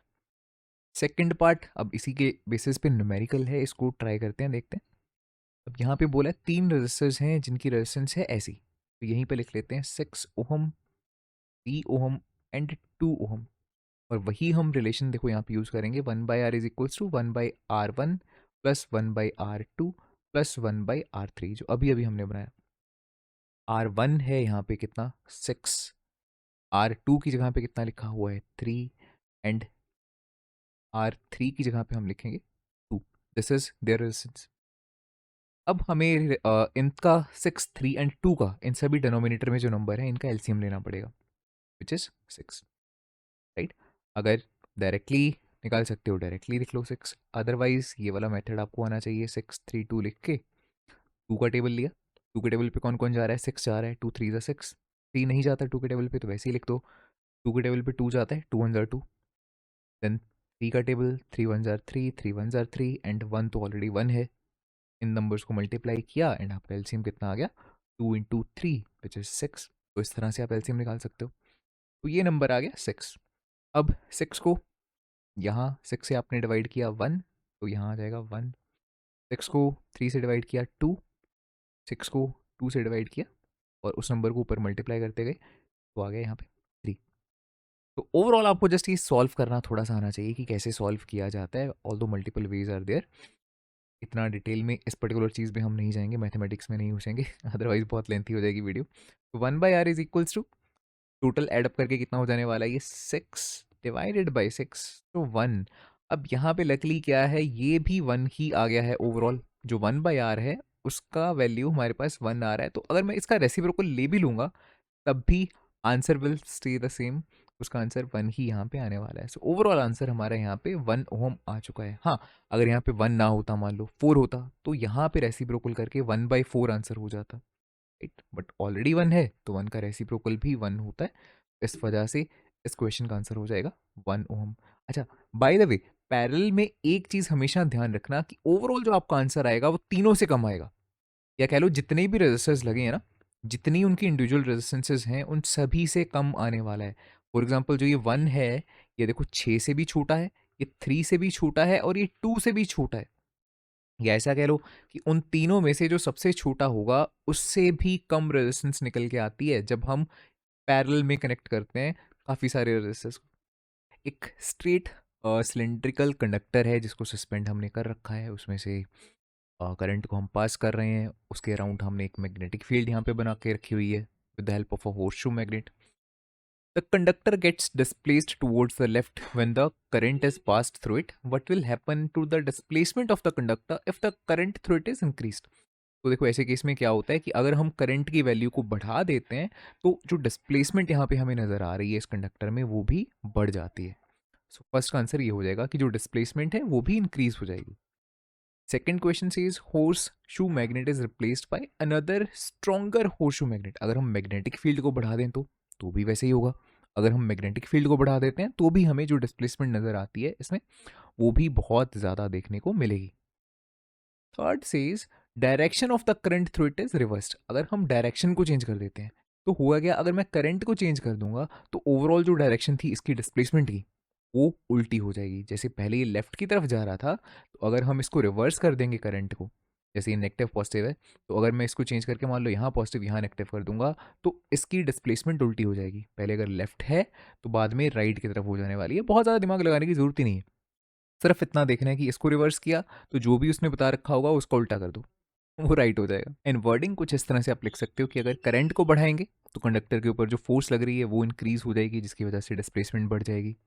सिमिलरली अगर मैग्नेटिक फील्ड को बढ़ाएंगे तो भी वैसे ही होगा, फोर्स इंक्रीज हो जाएगी जिसकी वजह से डिस्प्लेसमेंट ज़्यादा होगी. अगर करंट की डायरेक्शन को चेंज कर देंगे तो क्या है, जो फोर्स लग रही है उस कंडक्टर के ऊपर वो रिवर्स हो जाएगी. तो अगर पहले लेफ्ट था तो अब वो कंडक्टर राइट के टुवर्ड्स जाना शुरू कर देगा. चलो moving on to the 5 markers, इनको देखते हैं बड़े ध्यान से. अब थोड़े से अच्छे लेवल के क्वेश्चन हैं इसमें. द फर्स्ट वन इज एक सेचुरेटेड ऑर्गेनिक कंपाउंड है X which belongs to the homologous series of the alcohol. Alcohol की होमोलोगस सीरीज का पार्ट है तो मीथेनॉल इथेनॉल ऐसा कुछ वो होगा. Most probably it is going to be ethanol because fourth chapter में इथेनॉल इथेनोइक एसिड की बहुत सारी रिएक्शंस है. इथेनॉल मान के चलते हैं, देखते हैं. On heating it with concentrated sulphuric acid, जब इसको हीट किया जाता है in the presence of concentrated H2SO4 at कितना temperature, 443 kelvin, right. Depending on आपने इसको किस तरह से याद कर रखा है, 443 केल्विन या फिर इसमें से 273 अगर आप माइनस करते हो तो 170 डिग्री सेल्सियस, ये भी कह सकते हैं. 443 केल्विन के ऊपर या फिर 170 डिग्री सेल्सियस के ऊपर जब आप इसको हीट करते हो तो बेसिकली इसकी डिहाइड्रेशन हो जाती है, राइट. जो ये सल्फ्यूरिक एसिड है it is very good dehydrating agent. तो वाटर यहाँ से निकल जाता है एंड जो ये इथेनॉल है ये कन्वर्ट हो जाता है किस चीज़ में, इस पर्टिकुलर कंपाउंड में जिसका नेम क्या बनेगा, is ethene. Okay, let's read the statement. It forms unsaturated compound. This is unsaturated because यहाँ पे डबल बॉन्ड है. Okay, with a molecular mass of 28 units. Definitely इसका जो मॉलिकुलर मास होगा वो 28 यूनिट्स का होगा बिकॉज जो कार्बन होता है उसका मास रहता है 12 यूनिट्स का. 2 कार्बन है तो इसका डबल कर देंगे. प्लस हाइड्रोजन का जो मास होता है वो 1 यूनिट का होता है. टोटल 4 हाइड्रोजन्स हैं यहाँ पे, ठीक है. उसको हमने मल्टीप्लाइड बाय 4 कर दिया तो टोटल जो निकल के आएगा 12 2 24 एंड प्लस 4, ओवरऑल 28 यूनिट्स का इसका मोलिकुलर मास बन रहा है. तो बिल्कुल सही बात है. जो स्टार्टिंग वाली एक्स ये कंपाउंड है ये कौन होगा, ये इथेनॉल होगा. इसको भी फॉर्मूले में लिख लेते हैं, C2H5OH, चाहे CH3CH2OH उस तरह से लिख लो. ओके, तो ये यहाँ पे बनने वाला है. देन अगली स्टेटमेंट में देखो लिखा है द कंपाउंड वाई, जो ये वाला है ethene, on addition of 1 mole of hydrogen. जब इसमें से हम हाइड्रोजन पास करवाते हैं, यहाँ पे एक बार बना लेते हैं इस इथीन को, C2H4, राइट. इसमें से हम हाइड्रोजन को पास करवा रहे हैं इन द प्रेजेंस ऑफ निकल, जो कि यहाँ पे कैटलिस्ट का काम करेगा. तो ये जो है ये चेंज हो जाता है एक सेचुरेटेड हाइड्रोकार्बन में. एंड यस, जो ये रिएक्शन है एडिशन रिएक्शन, इसमें यही होता है कि अनसैचुरेटेड हाइड्रोकार्बन सैचुरेटेड हाइड्रोकार्बन में चेंज हो जाता है. इसका नाम क्या है, दिस इज इथीन. तो ये सैचुरेटेड में चेंज हो जाएगा. दैट मीन्स यहाँ पे हमारे पास क्या फॉर्म करेगा, इथेन बनाएगा. इसका फॉर्मूला क्या रहेगा, C2H6. इस तरह से 3 हाइड्रोजन यहाँ पे लग जाने वाले हैं और 3 हाइड्रोजन यहाँ पे इस तरह से होंगे. सो दैट मीन्स हमने आइडेंटिफाई कर लिया कि एक्स वाई जेड कौन है। पहले क्वेश्चन में यही बोला, you have to identify X Y and Z. X is this ethanol, Y जो है दैट इज इथीन, और जो जेड है दैट इज इथेन। तो पहले का आंसर आप यही लिख दोगे, एक्स वाई एंड जेड का। Then second part says you have to write the chemical equations, वो भी हमने लिख ली। एक्स से वाई बनाना और वाई से जेड बनाना, ये रिएक्शन होगी पहली, एक्स से Y, and this is the second reaction, Y से जेड फॉर्म कर रहे हैं हम। Third question says what happens when Z compound undergoes combustion. जब इथेन को आप बर्न करते हो, C2H6 को, in the presence of oxygen, तो क्या बनता है? कार्बन डाइऑक्साइड फॉर्म होती है एंड वाटर फॉर्म होता है। ठीक है, तो ये दो प्रोडक्ट्स में। Fourth part says industrial application क्या है? Hydrogenation reaction. इसकी बेस्ट एग्जांपल क्या है? मैरग्रीन। मैरग्रीन जो आप बटर समझ के खाते हो, स्ट्रीट वेंडर्स भर भर के डालते हैं, Amul butter right, that is basically this margarine. देखो प्राइस कंपेयर कर लेना, बटर का प्राइस क्या है और मैरग्रीन का प्राइस क्या है, बहुत ज़्यादा अंतर है दोनों के प्राइस में। ठीक है, मैरग्रीन बहुत सस्ता आता है, that is a cheaper product, और बहुत ज़्यादा हेल्दी भी नहीं है as compare to the butter. Okay, तो जो ये मैरग्रीन है, इसको बनाने का प्रोसेस क्या है?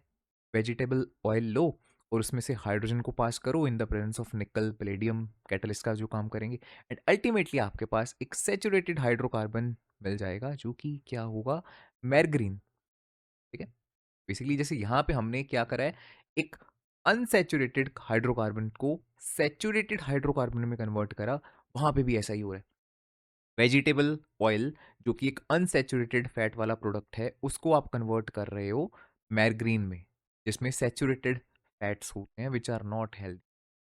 ठीक है, तो that is an example of hydrogenation reaction की एप्लीकेशन, इंडस्ट्रियल एप्लीकेशन। इस तरह से आप वर्डिंग में इसको थोड़ा सा लिख सकते हो।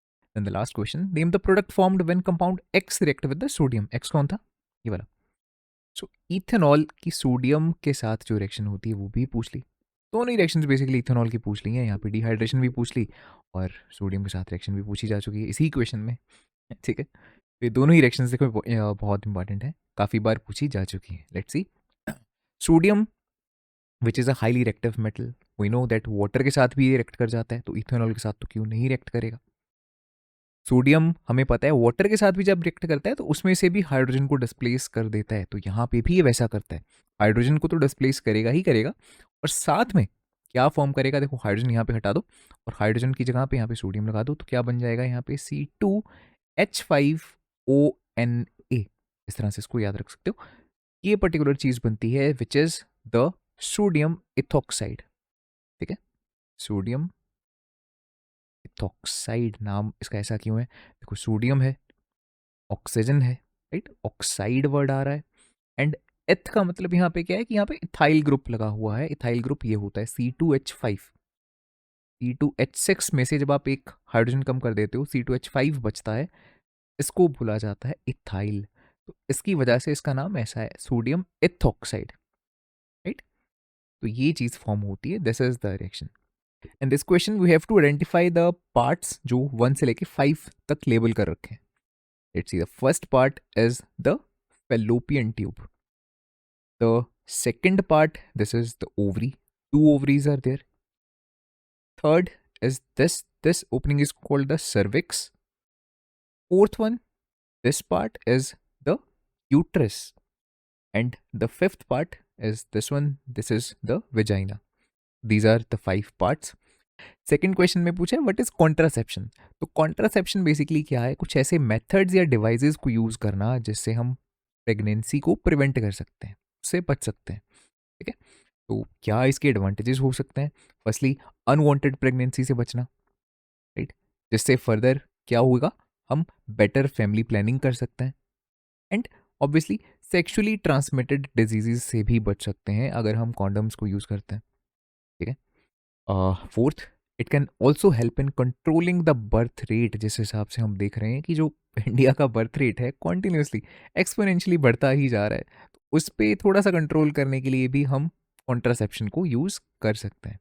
तो these are some advantages of the contraception. This is the last 5 marker and this is about fuse. What is fuse? तो फ्यूज क्या है? Fuse is a safety device जो क्या करता है, अगर किसी वजह से करंट बहुत ज़्यादा बढ़ जाता है तो बाकी अप्लायंसेस तक वो करंट ना पहुंचे, बाकी अप्लायंसेस खराब ना हो जाएं, इस चीज़ में हमारी हेल्प करता है, राइट? तो एक सेफ्टी डिवाइस का काम करता है। एंड किस तरह का मटेरियल हम यूज़ करेंगे इसको बनाने के लिए? देखो, आम तौर पे हम यही चाहेंगे ना कि जो फ्यूज़ का मटेरियल है वो ऐसा हो कि जो बहुत जल्दी पिघल जाए, जिसका मेल्टिंग पॉइंट कम हो, राइट? जब इसमें से करंट बढ़ेगा, due to some reason, let's say current बहुत ज़्यादा आ रहा है, तो वायर्स में से करंट बहुत ज़्यादा हो रहा है, तो फ्यूज़ की वायर अगर ऐसी होगी मान लो जिसका मेल्टिंग पॉइंट ही बहुत हाई है, वो पिघलती ही नहीं है, फिर तो कोई बेनिफिट ही नहीं होगा। करंट बढ़ता जा रहा है, बढ़ता जा रहा है और ये पिघल ही नहीं रहा, वायर ब्रेक ही नहीं हो रही है, सारा करंट जो बढ़ रहा है सीधा अप्लायंसेस तक पहुंच रहा है, सारे अप्लायंसेस खराब हो जाएंगे, तो फिर तो कोई बेनिफिट नहीं होगा। तो इस वजह से ये वायर ऐसी बनाई जाती है कि जिसका लो मेल्टिंग पॉइंट हो। तो आम तौर पे हम एक एलॉय को यूज़ करते हैं, टिन एंड लेड के एलॉय को, बिकॉज उस वायर का जो मेल्टिंग पॉइंट है वो काफ़ी कम होता है। तो अगर करंट बढ़ता है तो ये क्या होता है, गर्म होके पिघल जाती है और करंट आगे तक पहुंच ही नहीं पाता, तो उससे अप्लायंसेस खराब होने से बच जाते हैं। एंड साथ में ये भी पूछा गया है कि इस फ्यूज़ को कनेक्ट किस तरह से किया जाता है सर्किट में। तो इसको सीरीज़ में कनेक्ट किया जाता है, तो ऑब्वियसली सीरीज़ में ही कनेक्ट करेंगे, अगर पैरेलल में कनेक्ट करेंगे फिर तो फ़ायदा ही नहीं है। पैरेलल में क्या होता है, करंट के पास ऑल्टरनेट रास्ते होते हैं जाने के, राइट? अगर फ्यूज़ की वायर मेल्ट भी कर गई तो भी क्या है, करंट के पास और रास्ते हैं जाने के लिए, वो अप्लायंसेस तक पहुँच ही जाएगा। सीरीज़ में क्या है कि पूरे सर्किट में एक ही करंट फ्लो होगा या फिर बिल्कुल ही नहीं होगा, है ना? अगर फ्यूज़ की वायर ही ब्रेक डाउन हो गई जिसको आपने सीरीज में कनेक्ट कर रखा है विद ऑल द अप्लायंसेस, तो ऑब्वियसली आगे तक करंट जाएगा ही नहीं। तो दैट्स वाई इसको हमेशा सीरीज में कनेक्ट कर रखा होगा with the circuit. Second question, you have to state the ratings of the fuses which are use in the electric circuit. तो for this we must know that हमारे घरों में जो सर्किट्स होते हैं ना, दो तरह के सर्किट्स देखे जाते हैं, राइट? आपने नोट करा होगा, जो स्विचेस होते हैं या स्विचेस के साथ सॉकेट्स जो होते हैं, सॉकेट्स दो तरह के होते हैं। एक तो इस तरह के छोटे सॉकेट्स जिसके होल्स छोटे साइज के हैं, और एक इस तरह के होते हैं जिनका साइज थोड़ा सा बड़ा साइज होता है। तो what is the difference? So basically क्या है कि दो तरह के सर्किट्स होते हैं घरों में। One is the lighting circuit, LIGHT, lighting circuit. Okay, lighting circuit में वो चीज़ें कनेक्ट करी जाएंगी जिनको बहुत कम करंट चाहिए चलने के लिए, फैंस हो गए, लाइट्स हो गई, राइट? और इनकी करंट रेटिंग 5 एम्पेयर होती है, मतलब इनको 5 एम्पेयर से कम कम तक का करंट चाहिए होगा, इससे ज़्यादा करंट इनको नहीं चाहिए होता है। लेकिन कुछ अप्लायंसेज ऐसे होते हैं जिनको ज़्यादा करंट भी चाहिए होता है, तो उनको हम कनेक्ट करते हैं इन द पावर सर्किट। जो ये बड़े वाले सॉकेट्स हैं वो इनके लिए हैं, for example the refrigerator, for example the geyser, for example the oven, ठीक है? इनको इतना करंट भी चाहिए हो सकता है, इससे थोड़ा कम ऑब्वियसली, बट एट मैक्सिमम इतना, राइट? इतना सफिशिएंट होता है ऐसे अप्लायंसेस के लिए। तो इस तरह से दो तरह के हमारे पास सर्किट्स होते हैं, lighting circuit, power circuit. 5 ampere इनकी रेटिंग है, current rating, and power circuit की करंट रेटिंग 15 एम्पेयर्स होती है। अब फ्यूजेस भी हमें इनके अकॉर्डिंगली ही यूज़ करने पड़ेंगे। लाइटिंग सर्किट के लिए अगर हम फ्यूज़ को यूज़ कर रहे हैं तो उसकी करंट रेटिंग 5 एम्पेयर्स या इससे थोड़ी सी स्लाइटली ज़्यादा हो सकती है। सिमिलरली अगर पावर सर्किट है तो उसके लिए जो फ्यूज़ यूज़ होगा उसका फ्यूज़ भी जो होगा उसकी करंट रेटिंग 15 एम्पेयर्स या 15 एम्पेयर से स्लाइटली थोड़ी सी ज़्यादा हो सकती है, ठीक है? तो आप ऐसा बोल सकते हो कि अगर हमें बताना है कि जो फ्यूजेस हैं उनकी करंट रेटिंग कैसी है, सिंपली बोलना है तो 5 एंड 15 बोल सकते हैं। अदरवाइज ऐसा लिख सकते हैं कि 5 एंड 15 एम्पेयर्स और स्लाइटली मोर देन दैट। ऐसा हो सकता है कि हाँ 6 एम्पेयर्स मान लो और इसको 16 एम्पेयर्स मान लो, ऐसा कुछ हो सकता है। ऐसी उनकी कॉमन फ्यूज रेटिंग्स होती हैं। This is for the lighting circuit, this is for the power circuit. The choice of the fuse obviously depends on the current rating of the circuit और the appliance कि किस चीज़ के लिए हम use कर रहे हैं। Third one, what is the function of the fuse and किस तरह से ये परफॉर्म करता है अपना फंक्शन। बहुत आसान है ये तो, सिर्फ इस तरह से आप देख लो, वर्डिंग में हमने वही लिख देना है कि ये क्या करेगा, जब करंट बढ़ेगा तो गर्म हो जाएगा, पिघल जाएगा, है ना? फॉर एग्जाम्पल जैसे हमने बोला कि अगर लाइटिंग सर्किट की बात करते हैं, 5 एम्पेयर तक की उसकी फ्यूज़ की रेटिंग है। मान लो जो करंट है वो इससे भी बढ़ के 5, 5.5, 6, 6.5, 7 एम्पेयर तक पहुंच गया। ऑब्वियसली वैसे केस में क्या करेगी, फ्यूज़ वायर साथ ही मेल्ट हो जाएगी। जैसे ही फ्यूज़ वायर मेल्ट हो जाएगी तो करंट है वो बाकी अप्लायंसेस तक पहुंच ही नहीं पाएगा, बिकॉज ये सीरीज में कनेक्ट था हमारे सर्किट के साथ, ठीक है? सर्किट ब्रेक हो जाएगा, तो उससे कहीं भी और वो करंट बढ़ता हुआ नहीं जाएगा और हमारे अप्लायंसेस खराब नहीं होंगे। इस तरह से हेल्प करता है हमारे अप्लायंसेस को बचाने में। द लास्ट क्वेश्चन, एक डिवाइस है जो 1.5 किलोवाट की इलेक्ट्रिक पावर यूज़ कर रहा है जब उसको ऑपरेट किया जाता है 220 वोल्ट्स पे, तो उसके लिए किस तरह का फ्यूज़ यूज़ किया जाना चाहिए, राइट? Let's see. फर्स्टली हमें पता होना चाहिए कि वो कितना करंट यूज़ करेगा। देखो I is equals to P upon V, P is equals to V into I होता है, वहाँ से हमने ये आई का रिलेशन निकाल लिया, पी अपॉन वी। कितनी इसकी पावर है? 1.5 किलो वॉट। किलो का मतलब होता है 1000, तो 1.5 इंटू 1000 वॉट। इसका मतलब बेसिकली 1500 वॉट का वो अप्लायंस है, और इसको हम यूज़ कर रहे हैं 220 वोल्ट्स के ऊपर। ज़ीरो से ज़ीरो कटने वाला है, एंड 150 को अगर हम 22 से डिवाइड करते हैं तो जो रिजल्ट आता है दैट इज 6.8 एम्पेयर। तो इसका मतलब है ये जो कोई अप्लायंस है इसमें से 6.8 एम्पेयर का करंट पास हो रहा है। इसके लिए अगर स्पेसिफिकली इसी के हिसाब से हमें फ्यूज़ को यूज़ करना हो तो हम कैसा फ्यूज़ यूज़ करना चाहेंगे? इससे थोड़ा सा ज़्यादा, दैट मीन्स 7 एम्पेयर रेटिंग वाला फ्यूज़ हम यूज़ करना चाहेंगे। बाय द वे अब कंफ्यूज नहीं हो जाना कि अभी हमने बोला था 5 एम्पेयर एंड 15 एम्पेयर वाला फ्यूज़ होता है। देखो वो तो हो गया जनरल जो हम फ्यूज़ यूज़ करते हैं घरों में, जो मेन फ्यूज़ है, राइट? बट समटाइम्स जो ये फ्यूज़ होता है ना, इनबिल्ट भी होता है। फॉर एग्जांपल एक इलेक्ट्रिक आयरन की बात कर लेते हैं, काफ़ी सारी इलेक्ट्रिक आयरन्स होती हैं, उसमें इनबिल्ट खुद से फ्यूज़ लगा रखा होता है उसके अंदर कि अगर करंट बढ़ता है एक पर्टिकुलर रेटिंग से ज़्यादा, फॉर एग्जांपल मान लो एक ऐसी इलेक्ट्रिक आयरन है, मान लो जिसका 7 एम्पेयर्स का फ्यूज़ उसमें लगा रखा है, उसकी इतनी करंट रेटिंग है, अगर करंट इससे ज़्यादा बढ़ेगा साथ ही वो मेल्ट हो जाएगा, शॉर्ट सर्किट वगैरह होने से बचा लेगा। तो इस तरह से जो पर्टिकुलर अप्लायंस की अगर हम बात करेंगे तो फ्यूज़ किसी भी रेटिंग के हो सकते हैं, उसमें ऐसा स्पेसिफिकली ज़रूरी नहीं है कि वो या तो 5 का होगा या 15 का ही होगा, नहीं, वो किसी भी पर्टिकुलर वैल्यू का हो सकता है depending on the appliance. Now let's see the case-based questions. This is the first question. A group of students conducted an experiment to investigate the properties of different substances. उनको अलग अलग substances दिए गए हैं, vinegar, baking soda, litmus paper, phenolphthalein, sodium hydroxide and HCl, ठीक है? And these are some steps जो दे रखे हैं, इतना डिटेल में इवन पढ़ने की ज़रूरत भी समटाइम्स नहीं रहती है।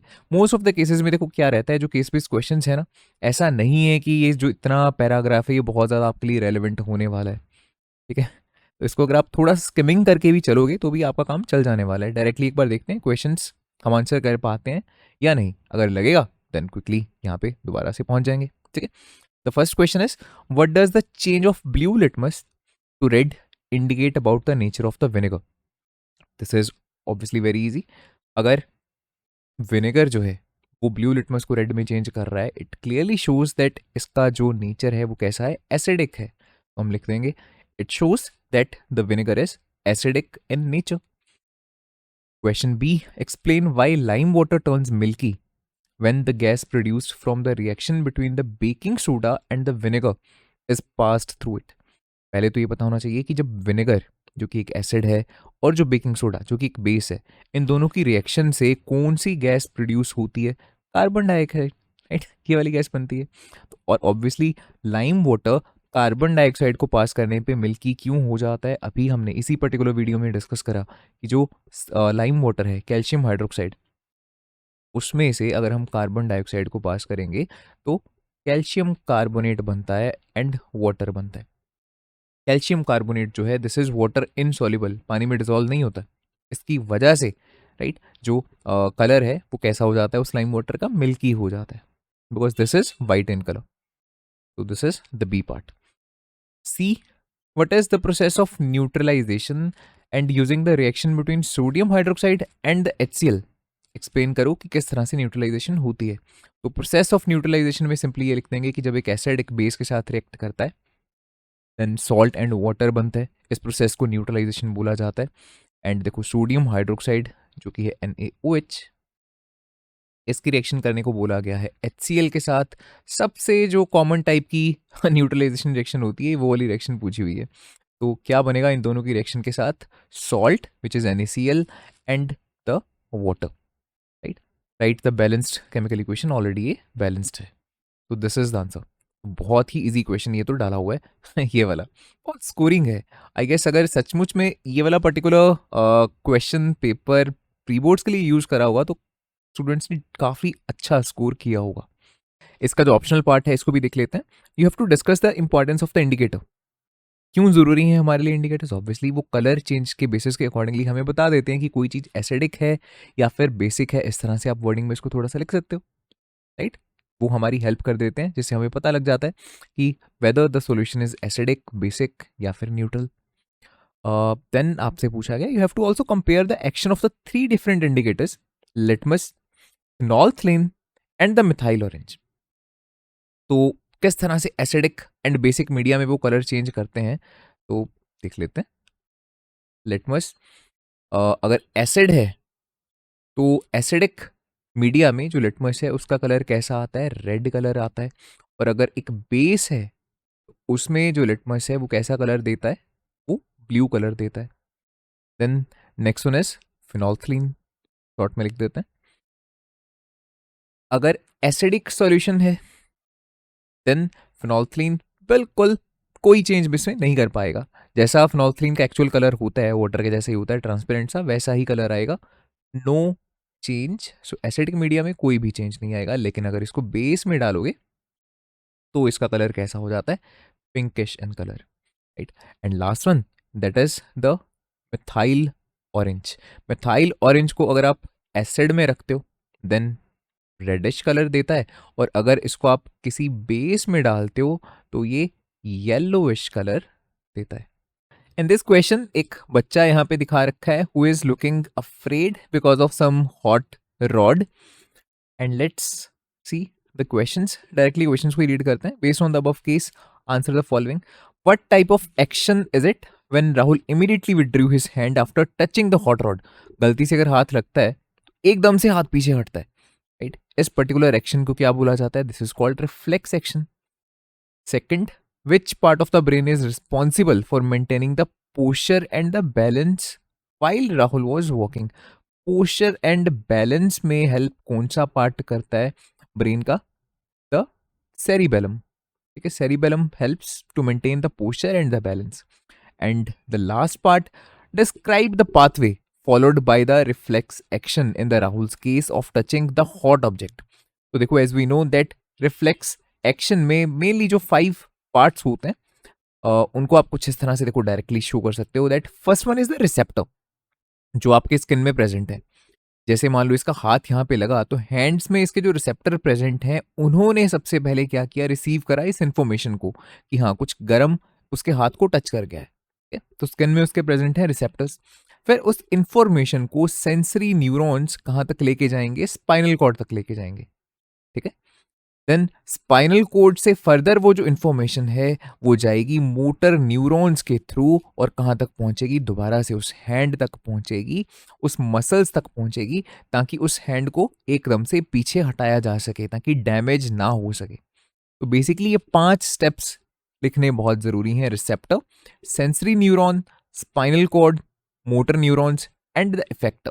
तो इस तरह से जो इंफॉर्मेशन है ये हाथ से फर्स्टली पहले स्पाइनल कोड तक जाती है एंड दोबारा से फिर वहां से उन्हीं मसल्स तक वापस आती है। ठीक है, तो this is the complete reflex arc. And this my students is the last question of this particular sample paper. Let's see, directly questions पे जंप करेंगे। Question number A, what type of mirror is the student using in this experiment? Okay, अब यहाँ पे देखना पड़ेगा इस particular paragraph को। ठीक है, तो आपको भी ऐसा करना है, पहले क्वेश्चंस को देखो, अगर डायरेक्टली आंसर हो पाते हैं तो बढ़िया, अदरवाइज रीड कर लेंगे। तो लेट्स सी कि इस क्वेश्चन में क्या है। A student is performing experiment using a concave mirror. तो फिर तो यही इसका आंसर हो गया। What type of mirror is being used? ये क्या है? ये मजाक है क्या? इतना आसान? तो साथ में एटलीस्ट ऐसा लिख देते हैं कि जो कॉनकेव मिरर है दैट इज कन्वर्जिंग मिरर। ठीक है, कुछ तो लगे कि यहाँ पे हमने एडिशनल इन्फॉर्मेशन दी है। एक बार पूरा रीड कर लें। He places an object at different distances and observe कर रहा है position and the nature of the image, है ना? जब ऑब्जेक्ट बहुत दूर रखा हुआ है उसने देखा कि बहुत छोटी सी साइज की इमेज बनती है, और जैसे जैसे वो उसको पास लेके आ रहा है इमेज का साइज बड़ा होता जा रहा है। Yes, he also notices the importance of the mirrors focal length in determining the position of the image. Okay, अब देखते हैं बाकी क्वेश्चंस में क्या पूछा है। क्वेश्चन बी में पूछा है what is the nature of the image formed by this mirror when the object is placed beyond the centre of curvature. Nature of the image 5 cases में रियल एंड इन्वर्टेड ही बनता है। ठीक है, सिर्फ and सिर्फ कॉनकेव मिरर की मैं बात कर रहा हूं। वर्चुअल एंड डायरेक्ट कब बनेगा?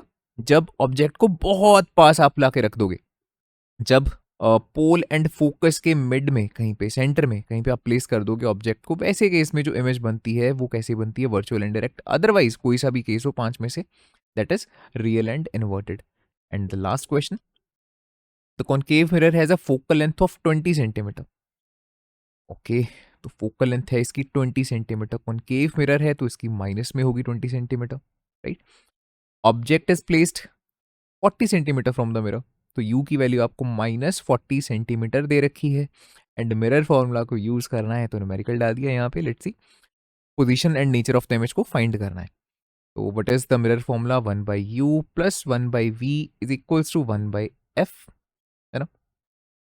u की वैल्यू -40, f की वैल्यू -20, तो यहाँ से 1/v कितना हो जाएगा, -1/20 और +1/40।